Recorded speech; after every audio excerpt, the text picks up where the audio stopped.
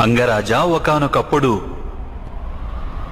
పృథ్వీర్యుడి పుత్రుడైన కార్తవీర్యార్జునుడు అనే పేరున్న ఒక క్షత్రియ రాజు జమదగ్ని మహర్షిని హతమార్చాడు. మహర్షి పుత్రుడు అప్పుడేం చేశాడో తెలుసా మీకు?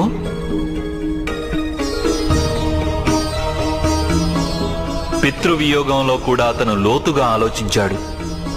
తన తండ్రి మహర్షి జమదగ్నిని ఎందుకు హతమార్చారో ఆలోచించాడు. ఆ అధర్మానికి మూలం ఎక్కడుంది? అతను తను పడుతున్న బాధలను విస్మరించాడు.